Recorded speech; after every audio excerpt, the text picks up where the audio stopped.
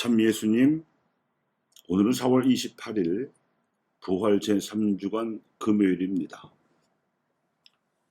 바울의 회심과 최남선의 개종에 대한 강론을 하겠습니다. 부활하신 예수님께서 자기 지은을 자유자재로 활용하시며 보여주신 활약 가운데에서 가장 극적인 장면이 오늘 독서에 나오는 사울의 회심 사건일 것입니다. 사울이 대사제로부터 체포영장을 발부받아가지고 다마스쿠스로 가던 길에 처음에는 번쩍이는 번갯빛으로 나타나셨습니다. 눈부신 빛에 일시적으로 눈이 멀어 땅에 고꾸라진 사울에게 예수님께서는 천둥 소리로 말씀하셨습니다. 사울아, 사울아, 네가 왜 나를 박해하느냐? 그와 함께 있던 사람들은 그저 천둥 소리로만 들었기에 멍하게 서 있었지만 사울은 이 소리를 알아듣고 되물었습니다. 당신은 누구십니까? 그에 대한 대답이 사울의 인생을 완전히 뒤바꾸어 놓았습니다. 나는 네가 박해하는 예수다.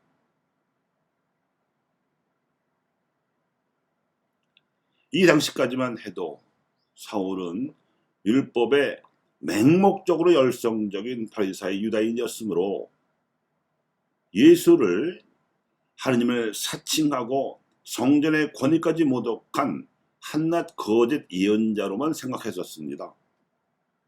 그런데 예수가 거짓 예언자에 불과했다면 이런 사건은 일어날 수가 없는 것이었습니다.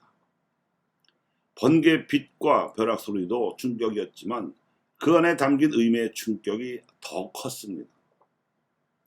사도행전에서는 이 사건 이후에 하나니아스에게 위로와 안수를 받고 곧바로 회당에서 선교사로서 복음을 선포하였다고 함축적으로 보도하고 있습니다만 사울 자신은 이 사건을 사실적으로 회고하는 갈라티아 편지에서 선교사로 나서기까지 무려 14년이나 걸렸음을 밝힌 바 있습니다. 아마도 이것이 역사적 사실에 부합할 것입니다. 그는 이 기간 동안 아라비아 사막같이 아무도 없는 곳에 가서 그제까지 알고 있던 성경을 꼼꼼히 몇 번이고 다시 읽으며 메시아에 대한 말씀을 다시 성찰했을 것이고 타르수스에 있는 자신의 집에서도 잠심하는 가운데 자신의 신앙을 되돌아보았을 것입니다. 사울이 한각의 구약 성경만 훑어보았을 일은 없습니다. 자신에게 세례를 베푼 하나니아스를 비롯하여 예수님을 만나 직접 가르침을 배운 이들을 두루 찾아다니며 그분의 강생부터 부활까지 샅샅이 물어보고 꼼꼼하게 따져보았을 것입니다. 그 흔적들이 나중에 사울이 바오로라는 이름으로 선교사로 활약하던 시절에 써보낸 편지들에 잘 나와 있습니다.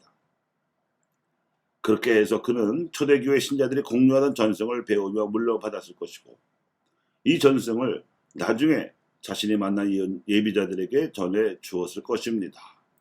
그 대표적인 것이 고린토전서 11장입니다. 그는 자기가 겪지도 못한 최후의 만찬에 예수님 말씀을 전하고 있습니다. 아무튼 이렇게 해서 그는 자신이 잘못 알고 단단히 오해하던 부분을 풀었습니다. 그러고 나서 예수님께서는 나를 기억하여 이를 행하라 하시던 성체성사를 통해서 살과 피로 오신 하느님이심을 믿었고 증언하였습니다. 강생부터 부활까지 예수 그리스도의 신비를 전부 믿기에 이르렀습니다. 예수님의 살을 먹고 그 피를 마시는 사람이 그분 안에 머무르고 예수님께서는 그 사람 안에 머무르시겠다는 말씀을 그는 진리로 믿었습니다. 이것이 부활의 진리요 영원한 생명의 현실임을 자신도 믿었을 뿐만 아니라 이방인들에게 믿을 진리로 선포하기에 남은 일생을 다 바쳤고 결국 그는 가톨릭 교회 2000년 역사상 최고의 선교사로서 숱한 후대의 선교사들을 부르는 마중물이 되었습니다. 민족들에게 당신을 알리기 위해 선택하시고 박해자 사울을 돌려 세우신 예수님의 개입은 이렇게 주효하였습니다. 그런데 현대 한국에서도 이와 비슷한 일이 일어났었습니다. 1956년 11월 17일자 한국일보에는 나는 왜 가톨릭으로 개종하였나 라는 글이 발표되었는데 1946년부터 개설된 명동성당 가톨릭 교리 강좌에서 윤형정 신부로부터 예비자 교리를 배운 지성인들 가운데 최남선이 불교에서 개종한 이유를 밝혀서 학교와 종교계는 물론 일반 대중들에까지 일대 센세이션을 불러 일으켰습니다.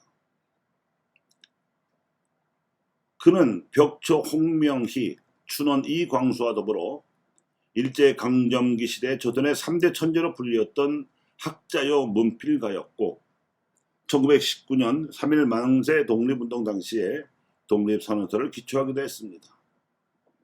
한학과 역사학에 뛰어났던 그는 평생 고전을 정리하고 주석하여 다방면에 걸쳐서 국사와 고전서적의 간행, 복원, 한글, 번역 작업 등을 하였습니다.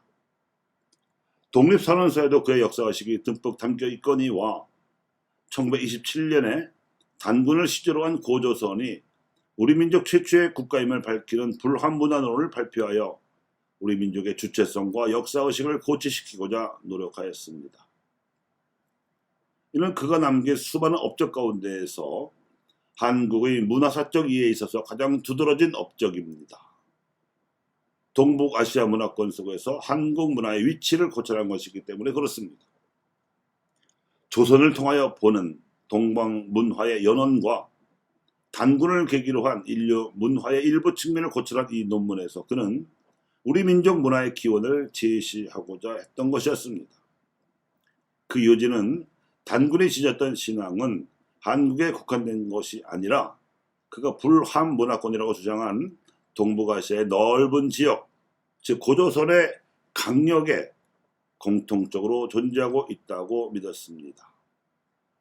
여기서 불함이란 말은 박다른 뜻과 크다는 뜻의 순우리말로서 밝고 큰 문화가 우리 한민족의 문화였다는 뜻입니다.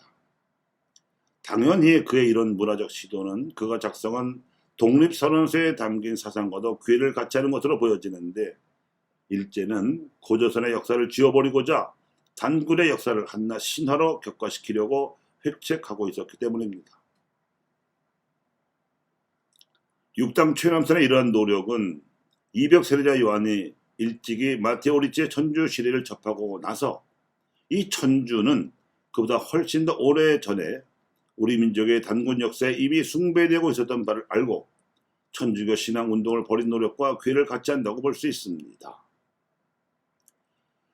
초대교회 시절에 박해자 사울의 개종 사건이 그러했듯이 해방 직후 한국 가톨릭교회와 민족 구성원들에게 커다란 화제가 되었던 인물인 최남선 베드로가 개종의 취지를 밝히면서 가톨릭의 역사성과 보편성 그리고 진보성을 내세운 이유가 여기에 있습니다.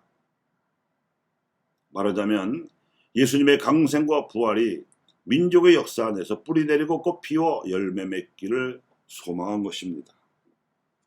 교우 여러분, 강생으로 말미암아 부활이 시작되듯이 민족의 역사 안에 신앙이 토착화되어야 민족 복음화도 가능할 수 있을 것입니다.